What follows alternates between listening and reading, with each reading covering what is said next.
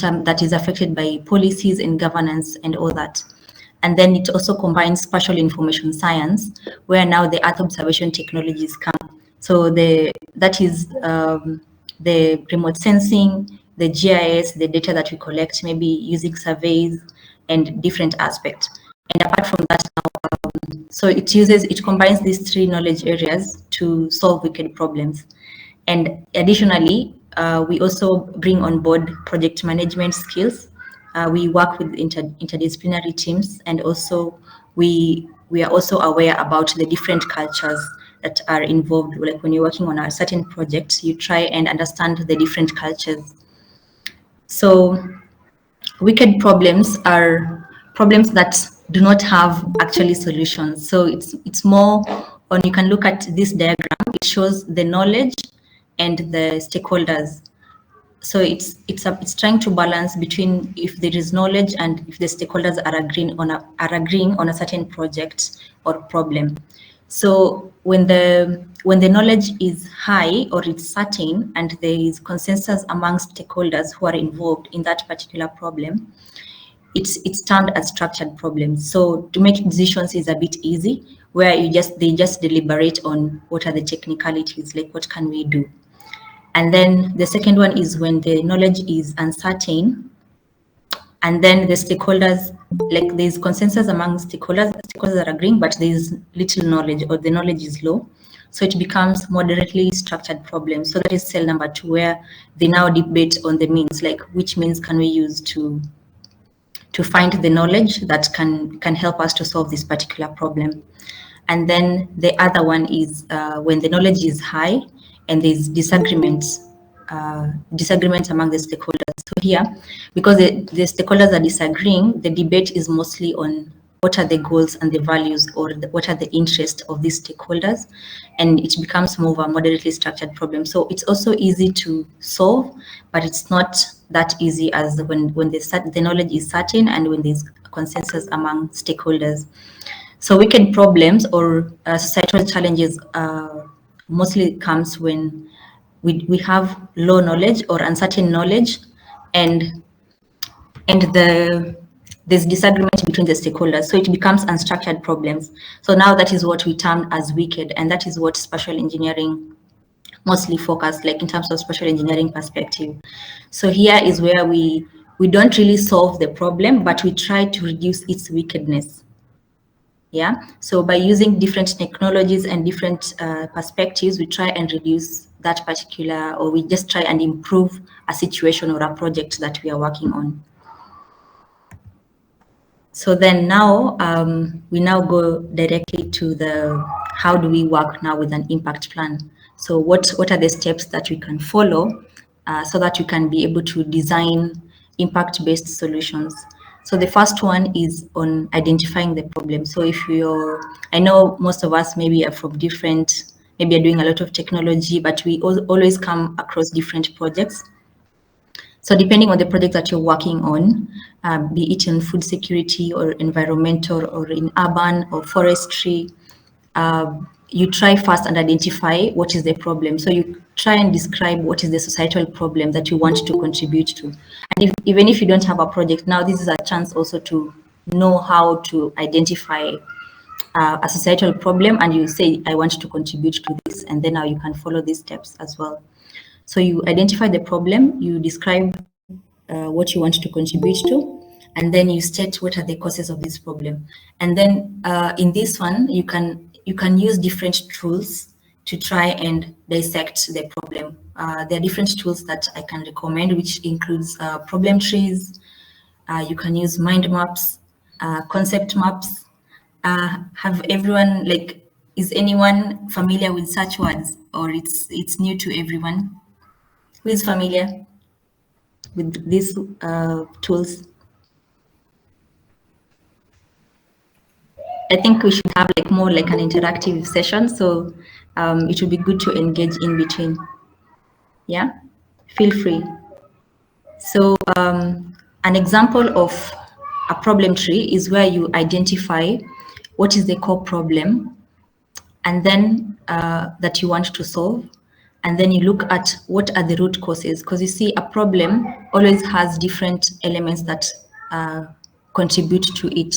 So you try and dissect and ensure that you try and understand what are the root causes. So you state them below. So you identify what is the main problem that I want to tackle, and then you look at what are the root causes, and then now you look at this problem. What effects does it have on the ecosystem or on people and all those aspects. So depending on a project that you're working on, I'm going to give a case study project that I've done, and I'll explain all these elements. So just to give an overview about the design phase. So here, once you have identified and you have identified the root causes and what are the effects of this problem is causing which kind of effects, you can try and understand where can I try to solve or take and solve that particular, maybe if it's in the root causes, you just look which one is related mostly to lack of knowledge and how can I contribute to it. So this is an example of a problem tree. You can use other tools. There are other tools like mind maps and also concept maps. We have conceptual diagrams, things like that. So you can explore different problem identification techniques. And then from now problem, once you have identified the problem, you try to project and see what is the solution or what is the societal impact that I want to effect. Yeah, so you kind of describe what is the desired societal impact. And here you can use a tool like theory of change, which is very handy, especially when you are working with a project and when you are designing a project, where you try, once you have identified the problem, you state the root causes. So the theory of change helps you to give you step-by-step guide to how you're going to implement the process. So you write what are the root causes. You look at what are the resources that I require to execute and to get the societal impact or change that I want. You get the activities, like now what activities is needed to be done for me to address, or it can lead now to the change. You look at the different outcomes, and in the outcomes mostly it looks at mostly now the stakeholders, like people or organizations who are involved and that it may affect the activities that you're doing.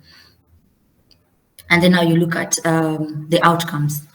And in between here is also where you do analysis as well, like data analysis, where now you try and bring more insights into the project so that it can give you a desired change or outcome at the end. So you can search more about theory of change, but then you have to ensure that in every particular step, you always try and ensure you know the key assumptions that you are working with, be it on data. You need to know if whatever, maybe you're collecting data, you need to write all the assumptions and the risks that you are taking or making, so that when you are designing now a solution, like a societal solution, you have all the assumptions so that you can be able to address it at the end of your project when you're doing the implementation. So for the stakeholder engagement, you do stakeholder analysis. And in stakeholder analysis, I've said stakeholders it includes all the actors and groups of people who are affected and who affect the problem and are affected by the decisions that the project entails and actions of the project. So if you also designing an intervention or a solution, if you're a developer, for example, you try and look at who are the stakeholders who are going to be affected by the intervention that I want to put, or who will contribute in terms of the success of implementation of this project.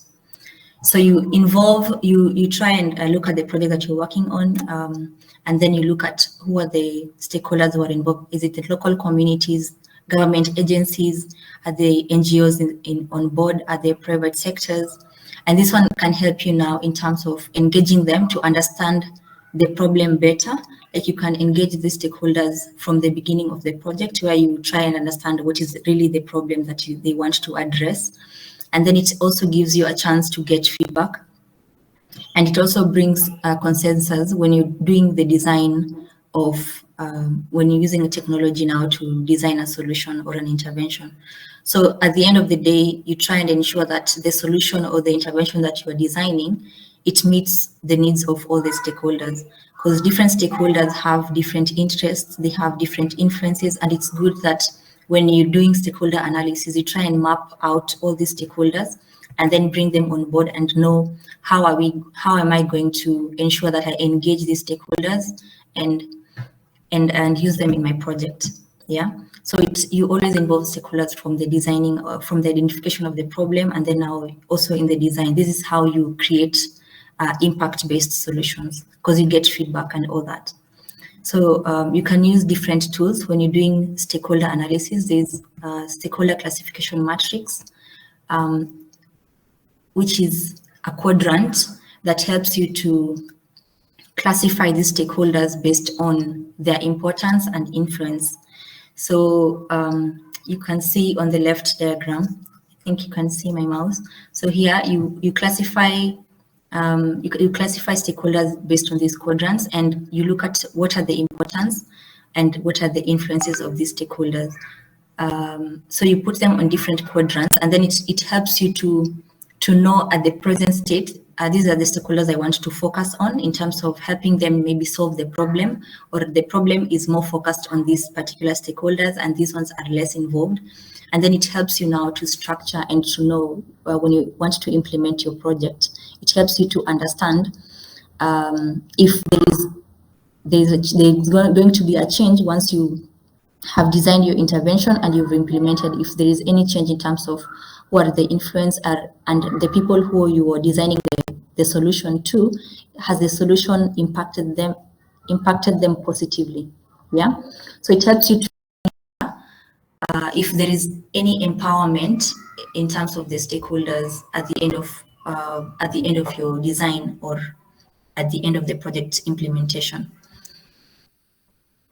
So if you look at the diagram on the right, it kind of gives now an overview of how you should be able to address or involve the stakeholders.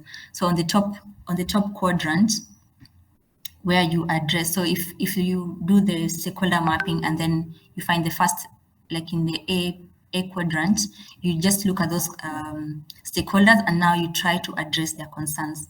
So there are different methods of doing classification of stakeholders. Now you can classify them into primary stakeholders or secondary stakeholders, and then now you can know mostly the primary stakeholders are the ones who you try and solve a particular challenge that they're facing. So once you put them in this quadrant, is mostly they fall under A, where the importance in terms of solving that problem, you need to address their concerns, but they normally have low influence. So you want to try and put them in a different quadrant. And then for the next one is when they have high importance and also high influence. So here you involve them extensively. You ensure that during the project you try and you keep on engaging them, you keep the communication active so that you can get the feedback in terms of the design process.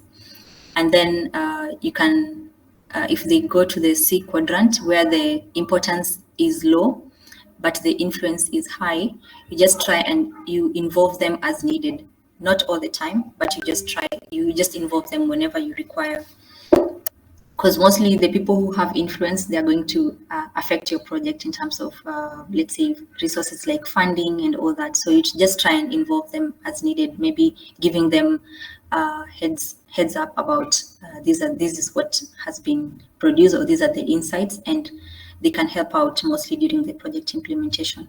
And then when the importance is low and the influence is low, it means those stakeholders are not really interested in or they're not really involved so much with the project, or not affected by the project or even the intervention. So you just keep them informed, just in case once you have designed your solution or intervention and they might have some influence, or they can just be affected in one way or another. Just keep them informed, but they're not really part of the project as much. So here is where now we look at the outcomes, like which stakeholders play a role and what are which changes are needed. And then now you formulate the outcomes. Sorry. So Here is now where when you look at the outputs of the project, you now look at what are the needed insights of this project. Once you have identified the problem, you now try and dissect it and look at what are the insights that I can get. And here is where the Earth observation technologies can come in. So apart from other data requirements, here is where now spatial data utilization can be done, where you do data collection and then now you do analysis and modeling. And we know that other observation technologies involve various tools ranging from satellite-based sensors to collecting data to the ground-based technologies. You can also use drones and like the airborne data collection, and also the ground-based like surveying equipments. And they allow us to observe and understand the Earth or the things that are happening within our atmosphere on a local and global scale. So depending on whatever technology you want to use, you can always choose between the satellite or the ground-based. So for the insights, we now come and look at the different aspects or different methods and different platforms that you can use to generate these insights. And this comes from various sources, like I've said, like the satellite and airborne and ground-based. And since this Google Earth Engine development community, I know they're really familiar with Google Earth Engine. And this is a catalog where it provides you with different data sets that you can use to analyze different applications, from agriculture to monitoring sea levels or sea temperatures, monitoring urban changes.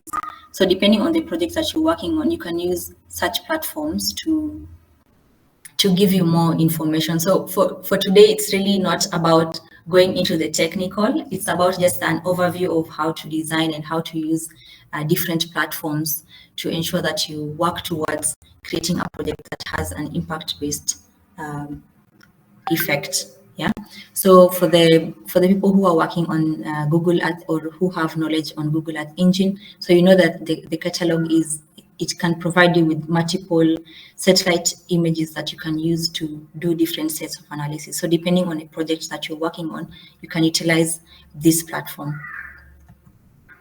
And just to touch on the other Earth observation data sets, you can look at NASA Earth missions, that they have different missions that take different satellite imagery, like the Landsat, the Sentinel, and all that. And also ESA, they have different satellite-based equipment that you can get images that can help you to process your data and to gain insights. So we have different data types that you can use as well in your project, and these include from the Earth observation technology. It includes aspects like the advanced remote sensing aspect, where we have hyperspectral that is mostly suitable for monitoring vegetation, cover, and forest. It gives you more information about a particular phenomena because it has 1,000 bands. So it gives you a range of electromagnetic spectrum that you can really get a lot of information from. We have LiDAR, a data type where it's suitable mostly it's a light detection aperture radar that uses light sensors. So here it's mostly suitable for forest changes. So if you're working on a forest cover, or if you want to look at forest changes, this is a technology or a data type that you can widely use. There's also thermal remote sensing. We have multispectral that gives you analysis of different land cover. It can also help to work on urban and environmental situations or projects. And we have synthetic aperture radar. This is SAR, and it's also suitable for mapping vegetation and also urban planning and all that. So all of these have different processing aspects, but today we are actually not going into the processing details, just to get the feel of like these are the data types that can be used for our projects to gain more insights about a particular phenomena. So the importance of analyzing this spatial data is mostly now to gain the insights, as I've said, into the underlying spatial patterns and trends. So if you have identified the problem, it's easier now for you to use these platforms and these data sources and data types to gain more insights that you can help now to design a societal or an impact-based solution. And there are different open Earth observation database that you can use to get or to acquire data sets, and these include USGS. You just need to register, and you can access multiple satellite imagery. You can look at VITO. Technology also has free satellite imagery data sets, and you can also use, as I mentioned, you can use Google Earth Engine, which is freely available, and you can do all the analysis there. If you want mostly to work with the Sentinel data sets, you can look at Copernicus Open Hub. So we have different platforms where you can obtain Earth observation data, and it can help you to use it to gain insights. So just to give an overview of data analysis, so that there are different methods that you can use. I will not really go into detail, but like once you have a satellite image and you want to focus on a particular area, you have to do some pre-processing aspects. So if you're working, let's say now, if you give an example of a vegetation cover, so it means, sorry, my slide keeps on going so fast. I think I put it on slideshow. So on the data analysis, I'm saying that it involves processing and generating insights from the data, observation data. So here you can do multiple aspects, like you can do index computation or time series analysis. But before that, you always need to do some processing steps like filtering, where you look at the spatial resolutions and the temporal resolutions. I hope all of you are able to relate with these terms, and if you're not able to relate, you can kindly ask more about it. Where you also remove cloud, you do cloud masking, and then now you generate different indices. And here you can do, depending if you're maybe working on a project that has, or you need to do like vegetation aspect, like forestry or agriculture, you can use indices like the normal difference vegetation index or the normal differentiation water index and all that. So depending on what you want to acquire or achieve on your project, you can do the steps and get insight on that. So here it's also the same steps, but getting time series where you're focused on change detection. If you want to monitor forest, if there's been forest degradation for a certain period of time, is also the same process that you can follow. Like you have the satellite imagery, you need the filtering, the cloud masking, and then now you create this time series, and then you plot the time series. So you're able to show maybe change after 5 years or after 10 years, and you can monitor that for a period of time, and you can generate maps out of it. So this information can be used to make decisions, and now with involving the stakeholders, you can now tell them, you can now design interventions based on that, on the insights that you're gaining from this, and decisions can be made, and it will impact the society in a positive or negative way. So just to give examples of these societal changes, as I've mentioned during my presentation, that it ranges from different sectors. And I'm going to give an example of a case study that I've done on food insecurity. And so I've said that Earth observation technologies can be used in different sectors to monitor food insecurity projects and challenges, societal challenges, urban planning, environmental conservation challenges, and also disaster management, like things like flooding or even earthquakes and all that. So the Earth observation can really be used, like for example, in agricultural applications, where it is essential for precision agriculture, where you can help to, once you do the analysis and you can generate insights on that can help farmers to optimize their crop yields. This can give them information on what amount of fertilizers they can use on their farm, or irrigation if they need to ensure that they use irrigation schemes to better their crops and improve their yields, something like that.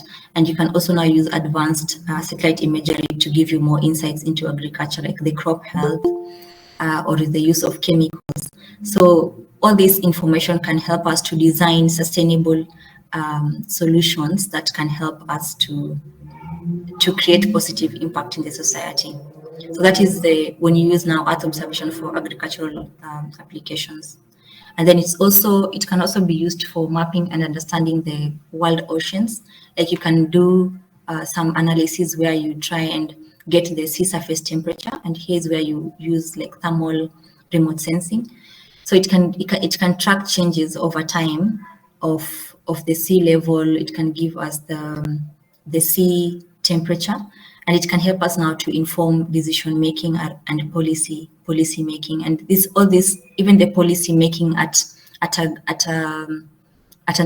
bigger administration level, it will always impact the local level. So it's always good that once we have these insights and we involve the necessary stakeholders, this information will always impact the society. And then for urban planning, it can be used to monitor and to mitigate situations like flood. So you can do analysis in such a way that it gives you information on which areas are potential for flooding, and then it can help in terms of planning infrastructure and minimizing these damages to human population. Like you can ensure that you give this information prior so that people can be moved to a different location. So once you have done your analysis, you need to design or you need to model and simulate different scenarios of your intervention. So here you can use different elements. So a scenario is where you focus on the analysis of uncertainties or drivers of change that will be caused by you implementing your solution or proposing an intervention. So mostly on scenario is like you create different scenes that will show you how effective your impact or your solution is going to make on the society. So you develop scenarios. You can use different tools. You can sometimes use GIS once you get the insights, and we have other models like dynamic models where it gives you the relationships between one particular cause or factors, and it can help you to evaluate these scenarios. Like you can create multiple scenarios. Like you can look at what is the worst case scenario, or what will be the solution, or what will be the impact after you have implemented your intervention. So the importance of mostly doing design or solution design and intervention, maybe doing the modeling aspect, is to assess the potential of these impacts of proposed solutions or interventions. So there are different tools. I've mentioned ArcGIS. You can use dynamic models, and you can also check out like people who are using GIS related softwares. You can check this out. It's called Community Visualization, is Viz. So it's integrated in S3 ArcGIS, and you can be able to model different scenarios based on what you're working on. So I'm going to give now a case study project that has incorporated all these steps. And maybe up to there, is there any question before I go to the case study project?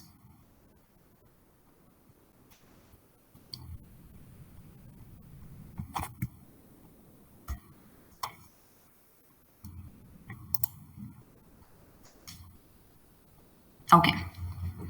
Silence means no. Okay, so I'm going to give a case study project of food and water security. I mentioned that my interest is mostly in agriculture and water security. I'm just going to give this example. So the case study area was in Masai Mara, and we focused on Mara North Conservancy. So here there are actually a lot of challenges in Masai Mara. There are conflicts, we know that in Masai Mara we have this national wildlife, and it's also where most Maasais are pastoralists, and they had a lot of cattle. So there's a competition between the pastures for the Maasai. And also you look at, they have the forest is also there. So sometimes with the changes in climate change, it can affect the flow of the river, so it affects the ecosystem. Like, there are so many problems in Masai Mara that you need to identify what kind of problem you want to solve. So we also identify that there is also food insecurity in terms of for the Masai community, and there is also land and biodiversity degradation. So you look at a particular ecosystem or a particular a community, and you try and identify what are the problems that they're facing, and then as a group or as an individual, if you're working in a company, if you want to work alone, you now identify which is the main problem that I want to solve. So for this case, we wanted to focus on food insecurity challenges for the Maasai, as mostly they are dependent on this livestock and conservancy compensation. So we know that in Masai Mara, there are different conservancies, and what happens is that the Maasais they have huge tracts of land, so they lease some of their or part of their lands to these conservancies, so that when tourists come, they can generate income from that. So the conservancies have a payment scheme that rewards or that is given back to this Maasai community for them to enhance their livelihood, to get food and all that. So that is one of the aspects that Maasai get their income from. And apart from that is now cattle, raising the cattle. But now you see there is competition between the wildlife and the cattle in terms of grazing. So sometimes during drought, the Maasais the cattle don't have enough they don't have enough pastures to feed on. So it can result to most of them dying, or the Maasais can sell all of them. So all this is really complicated. That's why we call it like a wicked problem. So for us, we wanted to focus on how can we help the Maasai people, the Maasai families, to increase their livelihood through livestock and conservancy compensation. So we looked at the problems, and we designed an intervention that we wanted to focus on helping them to improve their breeds, so that they can, once they have, they normally had cattle called zebus, but they also have different types of cattle. So there's also another one called Boran, and that one is more profitable, and when they sell them. So our intervention was to create a livestock center that can help these Maasai do artificial insemination, that they can change the breeds from Zebu to Boran, so that they can, when they sell them, they can be able to get higher income, that it will help in terms of increasing their food security. They can be able to purchase food. Yeah. So the objective was to propose an intervention that will improve the ability of the Maasai people to afford sufficient, safe and nutritious food by improving their income security. So apart from the conservancy compensation that they get, we wanted to increase their income by looking at how can we help them manage the livestock, because there's competition between the wildlife and the livestock. So we wanted to reduce the number of livestock by increasing the breeds. So we had different research questions. So like, to what extent are the Maasai people food insecure in that area? So all this is, of course, you have to read articles and what has been done before in that study area. You look at what are the underlying causes of this problem. So following how I started, you identify what is the problem, what is the main problem that I want to tackle. So here is food insecurity of the Maasai people. And then you look at what are the underlying causes.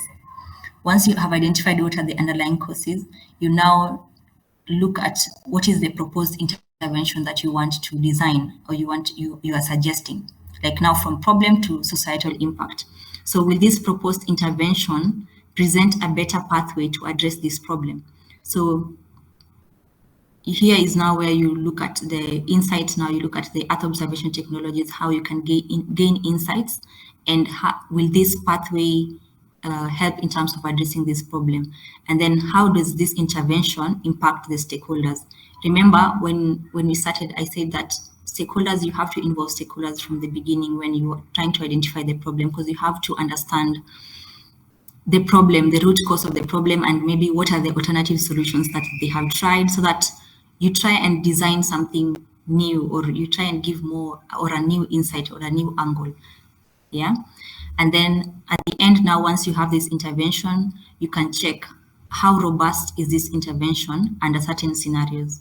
I had taken you through a scenario development where you have to do some modeling. So you have different scenarios, you generate different scenarios. Like once I have these insights and I have proposed this intervention, when I implement this intervention, what are the other scenarios that can come, and will my intervention be robust to ensure that the impact is felt in the community? So for this project, we identified the problem. We wanted to understand the root cause. And as I showed before, problem tree is where you identify what is the main problem, and then you identify what are the root causes. And then what is the effect? What are the effects that are caused by this particular problem? So for example, for this, I can just like go, just rush through it. So because we're focusing on food insecurity for the Maasai people, we know that there is population growth in Maasai region. People, like, there is families, they really grow fast, and therefore there is increased land demand for crops and livestock so that it can sustain the family. So in this case, it means there's deforestation, and so that they can clear more land to accommodate the growing population. So this one results to unsustainable agricultural practices, low productivity. Maybe I can use my mouse to just go. So at the end, when they now have unsustainable agricultural practices, it results to low agricultural productivity. And you see now, like deforestation, it causes climate change, which results to low precipitation, or which now results to like drought.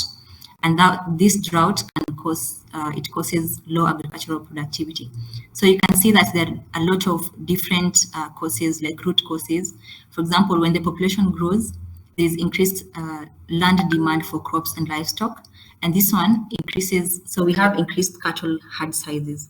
So it means once there is, because a Maasai community believes that for them, like their wealth is more determined by the number of children that they have and the number of cattle that they have. So when they increase their herds, it means there's a massive competition between the livestock, the wildlife and the livestock for the grassland, right? So if they increase the cattle size because of their family and they have to give them to their children, it results to exploitation of grassland. And over exploitation of this grassland results to land degradation. Once the land is degraded, it means, the whole system is just affected. Like now the tourists who come to see the wildlife, it means the number of wildlife, because there's competition, the number of wildlife might be less. So it affects the tourists, and in turn it affects the revenue that the conservancies are getting, and it's definitely going to affect the livelihood of the Maasai people, because they'll get less compensation based on the number of tourists that they come. So you see, wicked problems, they normally have a lot of root causes. So you need to identify which is the pathway that I want to follow based on a particular impact that I want to create. So because we wanted to increase the income of the Maasai people, we decided to focus on how we can help them to increase their livelihood by now not touching on the tourist aspect, but focusing on how they can improve their breed. So now this is the problem tree. So once there's food insecurity for the Maasai people, what are the effects? It means like there's increased level of poverty. You can see that like there's undernutrition of children, and this one results to low or slow development, which at the end of the day, it affects like the larger picture. Like there will be slow economic growth in the nation, and this will result to maybe less economic value for, it will really affect the economy, like the whole Kenyan economy. So it's good now to identify what is the pathway that you can help these people or to tackle the problem or reduce this problem. So this is an example of a problem tree, how you can dissect it. And then now you come at and look at a conceptual diagram. It helps you to mostly understand how this system interact. And I think by explaining the problem tree, I've kind of also touched on the system analysis, like the concept diagram, like how these different system interact. So when you look at, we have people, we have the land, and we have the animals. So the people are like the tourist companies. What are the relationships and how does the system interact amongst each other? Because at the end of the day, like Masai Mara does not just comprise of its own, it's also affected by other external factors like the policies that are being made by the government of Kenya, and also like the Kenyan government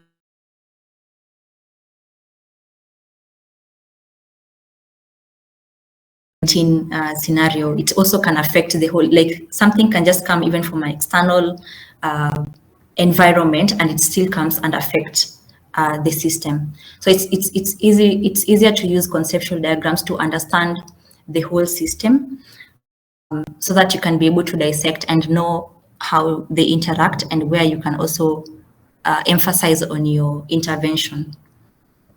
I think for now, I really won't go through this everything, but if you have a question, but this is just a flow of how the systems interact. So like the tourist company, as I said, it attracts tourists, and the tourists have to pay money. So when they come, they want to get maximum number of wildlife animals. So they pay the conservancy management, and then the conservancy management gives now that money or compensation to the landowners. So it's just trying to understand these interactions and flow of resources, and also what needs to be done. Yeah. So like also you need to understand, like for like the people system, you need to understand how does it interact now, like with the animals. So like the landowners, like the landowners, like these include like the people who are conservancy, part of the conservancies and non-conservancies.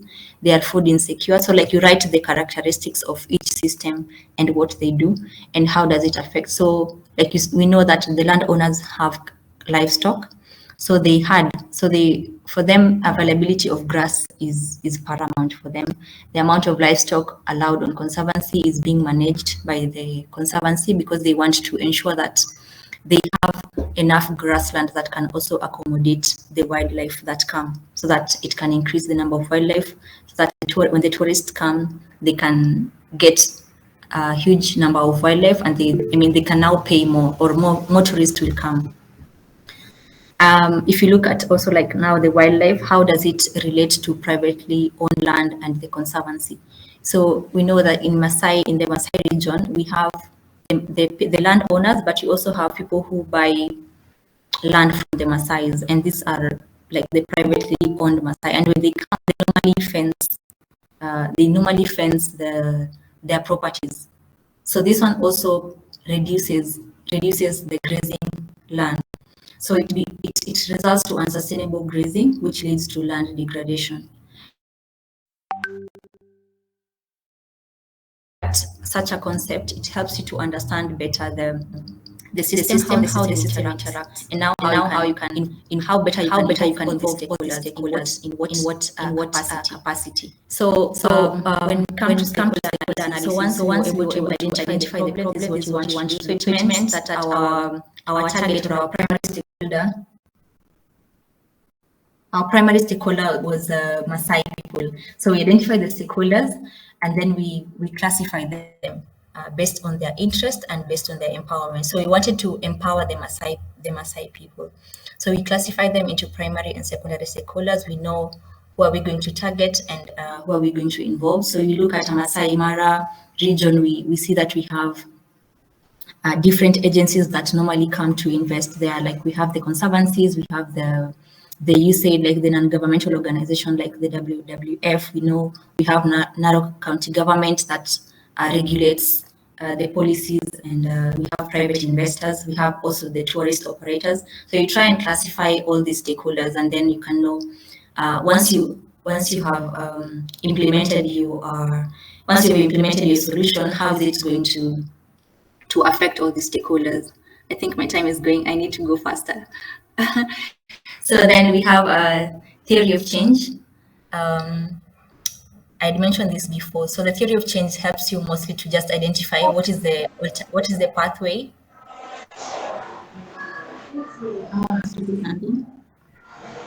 Identify the alternative pathways and how you can be able to so because our proposed intervention was a livestock center, we wanted to, so if you look at the livestock center, we can improve the animal husbandry.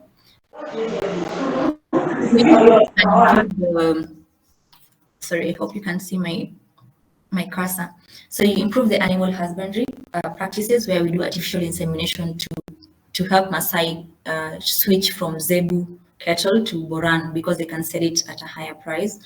And then we ensure that we also try and help them to have access to market because they have different markets, but mostly it's normally low price. So most of the Maasai always come to Nairobi to sell their cattle at a higher price. So we tried to also look at what is the access to the markets and how can we improve the income stream of the sale of this livestock just within their community. So there are different, when you do theory of change, it helps you to identify different things that you can do, but now you choose an alternative, like this is the pathway that I want to work with. Yeah. And then now here's where you come now to do different analysis. So you can do the theoretical analysis.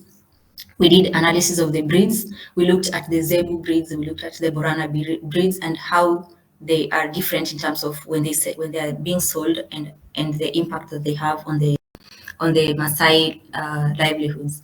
And then we did livestock value chain. And then now we come doing the technical analysis where we now do the Earth observation technologies. We bring on board the satellite imagery. We crop the area of interest and we do suitability analysis where we look at the grass, the suitable grasses that will be used for the new breed that we are proposing.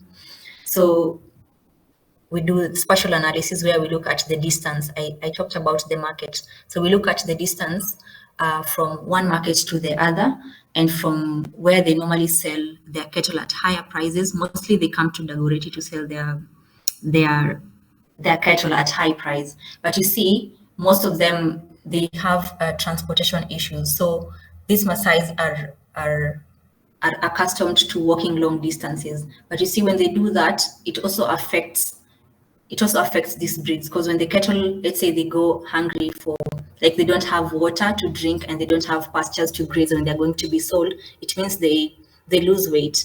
So we had to calculate all this and put all these parameters into consideration so that we can say that our intervention needs to ensure that we try and bring market close to them and ensure that they get good prices for their cattle.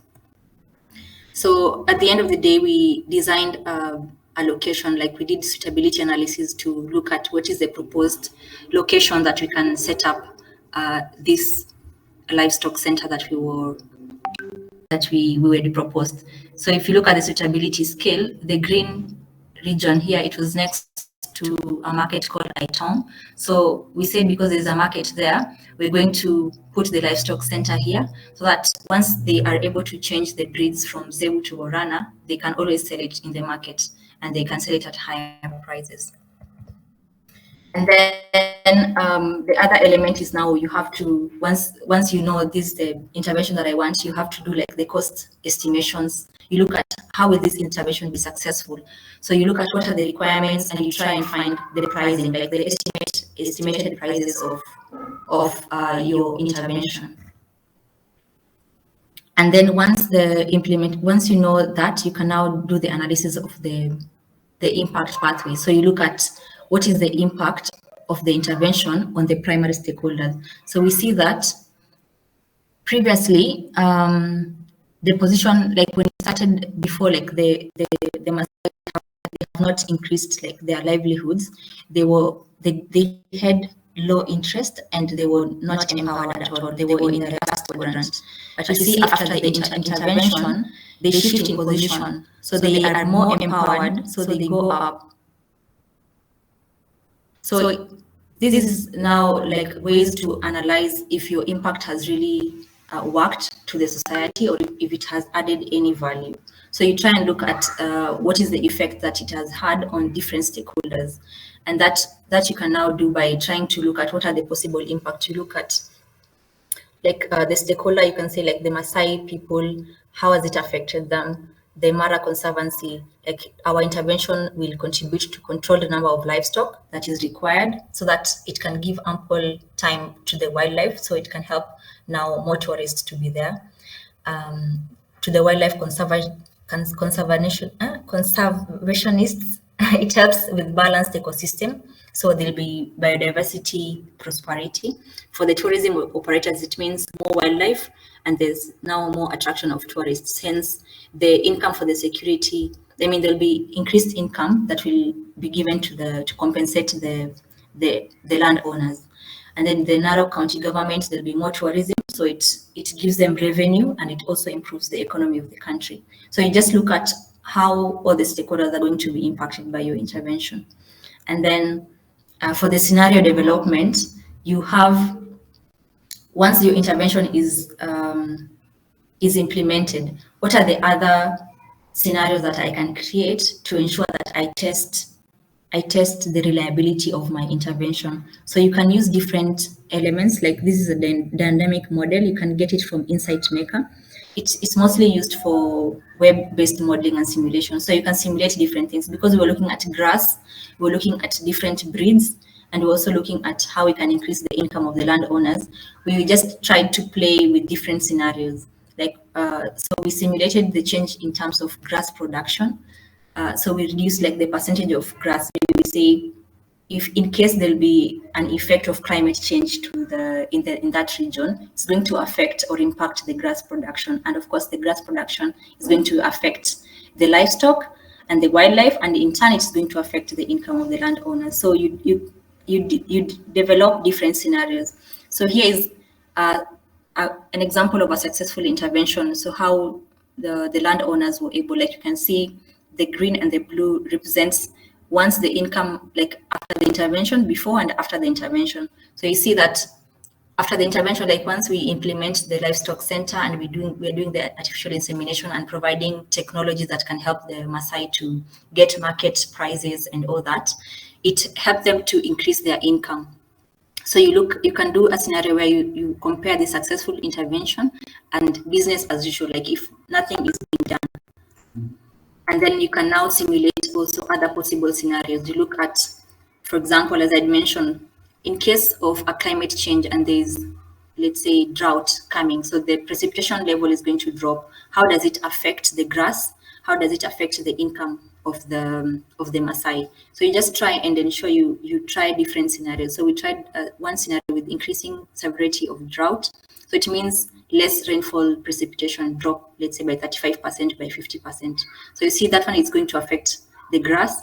It means also it will affect the wildlife, or it will affect the wildlife, and it also affects the cattle in terms of pasture. Definitely is going to affect the Maasai.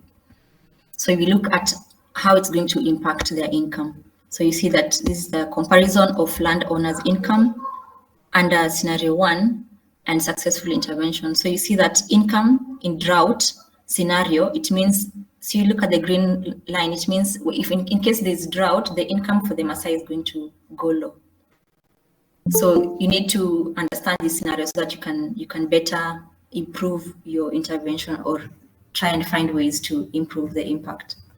And then the other scenario was to overpopulate the new breeds of Boran. So we introduce a lot of breeds, so it means they'll require more pasture. But you see, at the end of the day, Boranas are very marketable. So once they have enough, they can sell it at a higher price. And then the other aspect we try to create a scenario is when we look at if in case there'll be a depreciation in prices for the new breeds. If the Maasai decide to switch from Zebu to Borana, how will this affect? Maybe in case the Boran prices go low. So if the prices of the Boran are decreased by 30, the dynamic model showed there will be a slight decrease in income levels because the Boran is still more profitable than the Zebu due to its weight and quality when they sell. Yeah, so at the end, you need now to do like a feasibility study where you look at the costs, the sustainability, is my intervention or the solution that I'm proposing sustainable? Is it going to be sustainable? And what is the reliability? And here you look at now the different scenarios. Yeah, so just a recap. In this, we just need to identify the problem, engage stakeholders, you propose an intervention, you do the designing, where now you incorporate the Earth observation technologies to gain insights. You model scenarios, and then you propose implementation, and then you do impact evaluation. Yeah. So that's it. Thank you so much for your time, and I welcome any questions. You can reach out to me through these platforms, and if you also want to look at another project that I used hyperspectral remote sensing to discriminate cropping patterns in Busia, Kenya, and I also engaged stakeholders. So I went to the field, collect data, I engaged the farmers, and I tried to evaluate what are the factors that influence farmers to practice different cropping patterns like monocropping and intercropping. So the link is here. I can share it with you if you're interested. And yeah, thank you so much for your attention, and I welcome questions. Okay, so thank you very much, Charlene. This presentation is really helpful and so much informative to us. We do appreciate for your time, for your presentation and talking to us. So one of the questions which I was thinking of when you are presenting your project is that most of these projects, impact projects, they are implemented in the local regions, and I understand there are different factors and challenges we do affect the implementation and design of this kind of project. So let's talk like for the example, like for the Maasai areas, how do we even design a project and be able to accommodate or to deal with the cultural or the language barrier or such kind of challenges in those regions where you are implementing the project? Yeah, so that's a very good question for sure, because you see, culture is really one of the major factors that always affect implementation of projects. Like you can design a project, you can, like if you guys are developers, you can develop a very good solution, but when you want to go and implement that particular solution, it has to be accepted by the community. So you need to understand what is their culture and how can you try and involve them. That's why the stakeholder analysis or engagement is really important, because you'll be able to understand these cultural barriers, and you'll try and design something that they will accept. You know, that's why I'm saying when you're designing impact-based solutions, you have to keep on involving stakeholders from the beginning and identifying the problem, and also looking at their cultural, like what is their culture and what can they agree to and what can they not agree to. I hope All that right. is the question. Yeah. Yeah, that really answers my question. Thank Yeah. you. All right. So I would love Antonin is also raising the hand. Probably I want. Hi. Hi. Yes. Thank you so much, Charlene, for the presentation. It was really insightful. My question is about crop type classification or crop type detection. I'm trying to do a project on that, and I saw that Savir, I don't know how your company is pronounced. Severe. Yeah. Yeah, they did a project on cropland mask with RCMRD in the year 2015, Mm. and I was wondering how they achieved that, and if there's a way you can help me get the results that I need. Yeah, there's a platform that you can actually download those data sets in raster format. So for now, I can't access, but I think I have the links somewhere. So I'm going to share it with Nicholas, and he'll be able to share it with you. Yeah. Okay. Apart from the raster data, I don't know. Is there a way I can get like the training data? Because I want to use Google Earth Engine.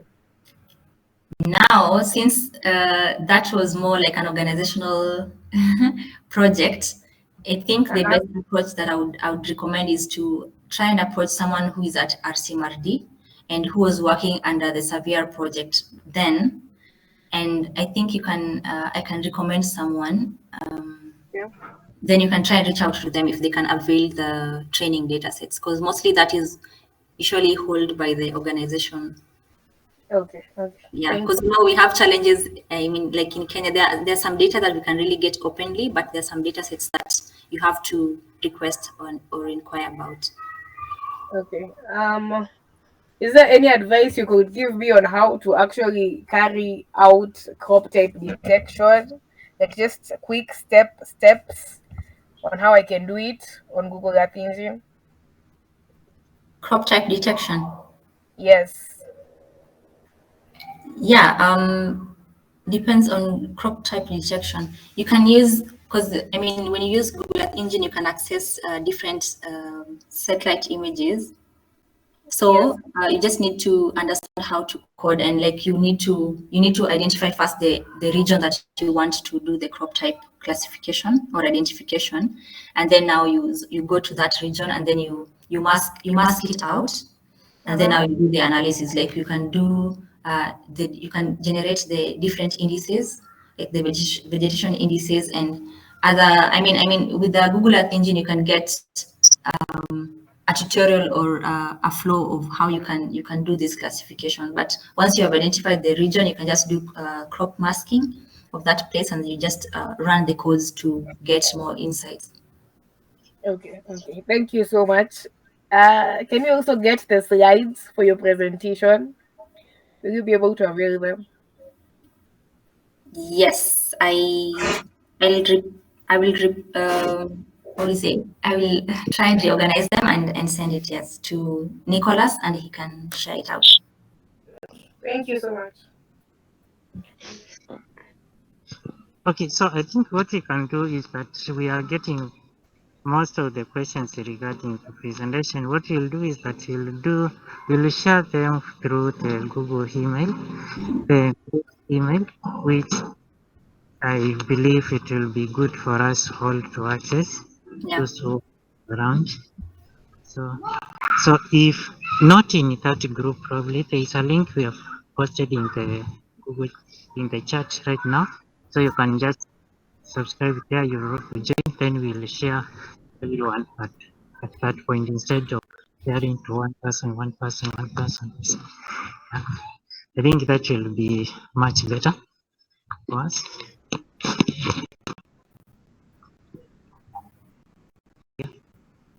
So I think we are good at this point. If there is no other question, it's now I've seen someone on the chat has asked a question. What's the difference between cloud masking and update mask? Nicholas, you can answer that. sorry. I What's think the you can difference between cloud masking and update mask? update your mask.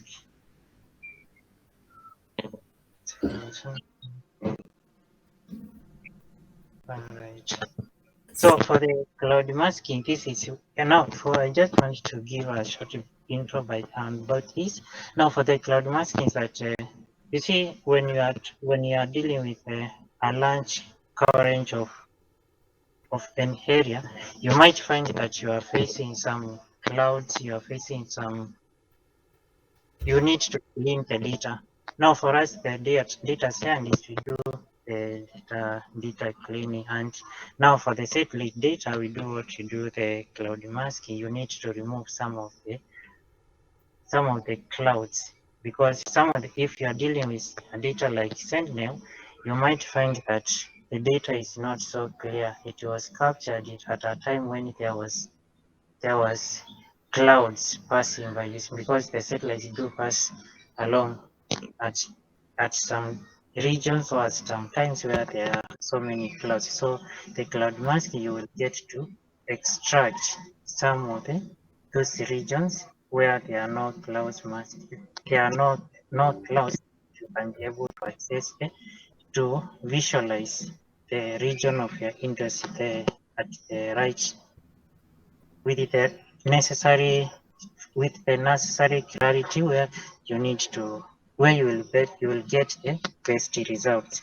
Now for the case of the cloud the update mask, now that one I'm not so sure about it. I don't want to lie here, but I can check on that. But probably somebody in the group can also get to respond on the update mask because I haven't encountered it before.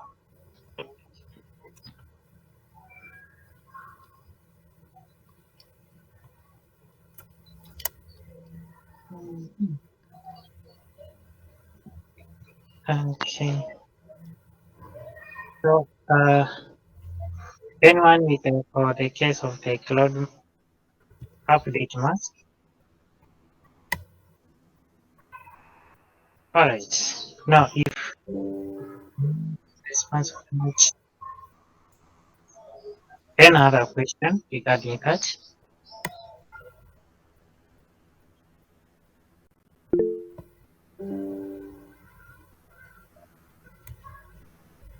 Okay, so I tend to think we are good if there are no questions. It's now 17 hours. We are good, and our session we were targeting to have it on for 1 hour, and I do believe we are so much informed at this time, and we have learned a lot, and we appreciate your time, Celine, and also for the members for coming to this session. We our focus for this year is to have most of this kind of project-based learning so that when we'll get to start to work on our projects, everyone in the community has a good understanding on how to approach a project. You can understand, like now we have learned how to design this kind of projects. So in the event that you are you have gotten a role or in an internship of a new role somewhere, it will be good enough for you to have some information on where to get started. So it will not be something new you are going to get in. So we as the community we are targeting most of these kind of sessions for this first half of the year so that probably next year, the second half of the year we'll be able to implement projects whereby we are going to utilize the skills and knowledge we have learned in this part of the year and the previous time. So I appreciate everyone for coming and I appreciate most of our speaker Charlene. Thank you so much for your kind acceptance to come and share your knowledge and your expertise with us and we appreciate. We have our colleagues, Michael and Christopher, and also Joseph is also here with us. Probably Joseph, you can say something, then we just close. Hello, thank you for the today's session.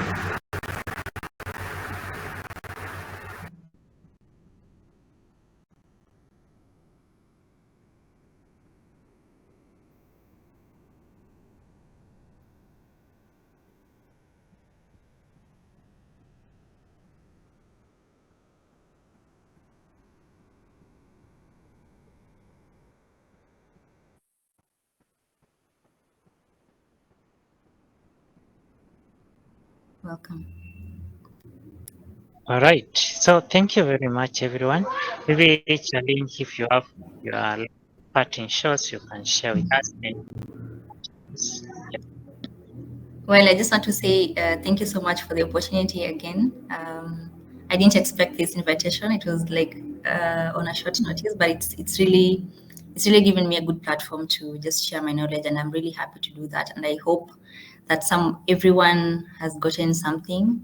I hope it's been insightful, and I hope to connect with you guys online, like on social media, maybe on LinkedIn. And if we can happen to meet somewhere, it will also be nice to share knowledge. and to just interact, because all of us are in the same community. And actually, what I wanted to emphasize is that when you are designing these impact-based solutions, it's really important to understand that we really need to have this multidisciplinary approach where we try and collaborate with different people from different disciplines. So because if I want to solve an environmental factor or maybe water problem, I'm not really an expert in that, but if I can collaborate with someone who is an expert in water, he can even give me better suggestions on an intervention that will really work and impact the community. So it's really good to design this, to ensure that you collaborate with different disciplines when you are designing these interventions, because it really helps in terms of transferring knowledge and also getting designing solutions that are really going to impact the community. So thank you so much for this opportunity once again, and thank you for everyone who's joined us. And yeah, let's keep in touch.